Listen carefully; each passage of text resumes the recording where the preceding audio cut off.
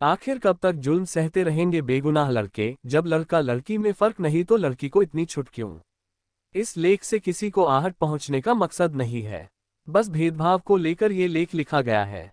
हमारे समाज में आज के समय में जहां सरकार गैर समाज में विवाह करने पर विवाहित जोड़े को अंतर्जातीय आर्थिक विवाह स्कीम जैसे कार्यक्रम चलाती है, तो दूसरी तरफ समाज में भिन्नता फैलती जा रही है।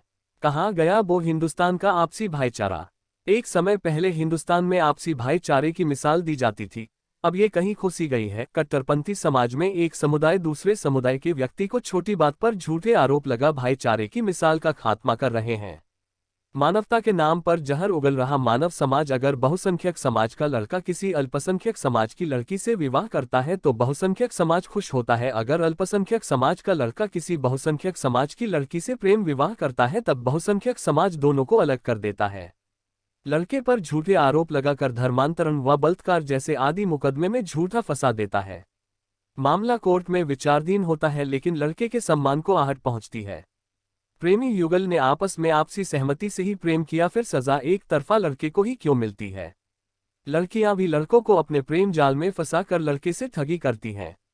लड़की का सम्मान सम्मान है, फिर लड़के का सम्मान ईमान बाजार में नीलाम क्यों होता है। लड़की का सम्मान और लड़की पर भरोसा कर समाज एक तरफ क्यों हो जाता है। लड़के का मान सम्मान ईमान बाजार में नीलाम क्यों कर देता है ये समाज। आखिर कब तक चलेगा हिंदुस्तान में ये भेदभाव।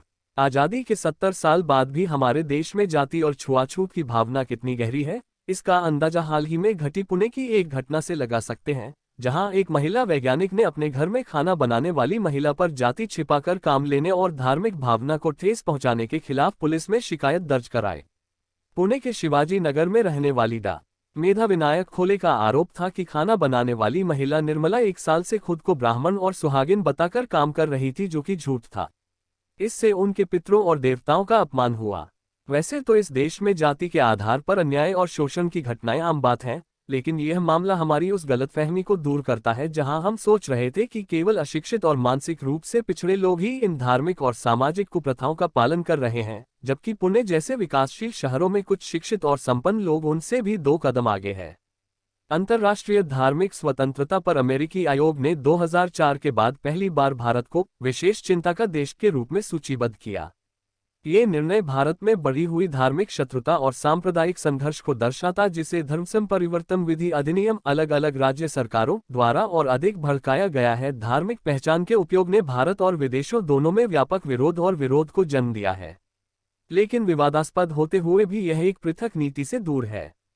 ये भारत के भीतर, पूरे दक्षिण एशिया और दुनिया भर में धार्मिक भेदभाव और हिंसा में लगातार वृद्धि से जुड़ता है। नीति निर्माताओं और कार्यकर्ताओं के लिए समान रूप से महत्वपूर्ण प्रश्न उठाता है। धार्मिक भेदभाव में यह वृद्धि न केवल इसके पैमाने में बल्कि इसके परिणामों में भी उल्लेखनीय है। कई सेटिंग्स में धर्म के सरकारी विनियमन में वृद्धि से पहले राजनीतिक अस्थिरता और संघर्ष में वृद्धि हुई। अब दुनिया के सबसे बड़े देशों में से एक में धर्मांतरण कानून के कारण धार्मिक हिंसा फैल रही है। शांति कायम करने वालों के लिए विकास, लोकतंत्रीकरण और शांति निर्माण के लिए व्यापक रणनीतियों में धार्मिक स्वतंत्रता को एकीकृत करने के नए तरीके विकसित करना महत्वपूर्ण है। धार्मिक स्वतंत्रता और राजनीतिक और आर्थिक विकास के बीच संबंधों का विश्लेषण नामक एक परियोजना की स्थापना की है। यूएसएड के centre for faith and opportunity initiatives के साथ साझेदारी में अध्ययन धर्मांतरण कानून और अंतर्राष्ट्रीय धार्मिक स्वतंत्रता से संबंधित अन्य दबाव वाले मुद्दों की जांच होनी चाहिए। भारत की सत्तारूढ़ भारतीय जनता पार्टी बीजेपी ने लंबे समय से अपनी शक्ति को मजबूत करने के लिए हिंदू राष्ट्रवाद का सहारा लिया है। धर्मांतरण के आलोचकों का दावा है कि राज्य धर्मांतरण कानून भाजपा के हिंदू राष्ट्रवादी एजेंडे का एक और हिस्सा है और यह भारत की धर्मनिरपेक्ष नींव को कमजोर करेगा और देश की बड़ी अल्पसंख्यक आबादी के साथ साथ अन्य धार्मिक समाज को हाशिए पर डाल देगा। हालांकि धर्मांतरण कानून लागू करने वाले राज्य सरकारों का कहना है कि धर्मांतरण लाखों अवैध धर्म परिवर्तन को कट्टरपंथी को खत्म करना इस कानून का मकसद है। राज्य सरकार के स्पष्टीकरण के बावजूद धर्मांतरण ने भावुक असंतोष को जन्म दिया है, क्योंकि देश भर में हजारों भारतीय नागरिक विरोध में सड़कों पर उतर आए। नई दिल्ली में इन प्रदर्शनों ने दशकों में शहर के कुछ सबसे खराब रक्तपात का नेतृत्व किया, जब गृह मंत्रालय और सत्तारूढ़ भाजपा पार्टी द्वारा प्रोत्साहित और उकसाए गए हिंदू गिरोहों ने अल्पसंख्यक को निशाना बनाया और सभी धर्मों के विरोधी धर्मांतरण कानून विरोधी प्रदर्शनकारियों पर टूट पड़े। आपसी भाईचारा। अगर अकबर ने जोधाबाई से शादी की तो राजा अमर सिंह ने जब अकबर की बेटी का हाथ मांगा तो अकबर ने भी अपनी बेटी शहजादी खानूम की शादी महाराजा अमर सिंह करा दी। ऐसे कई उदाहरण हैं। सर्व समाज का साथ और सामाजिक शांति का आह्वान फिर करना होगा। हिंदुस्तान समाज की मरी हुई मानवता को फिर जिंदा करना होगा। आपसी भाईचारे को बढ़ाना होगा। हिंदू, मुस्लिम, सिख, ईसाई आपस में भाई भाई। संवाददाता आशीष की रिपोर्ट।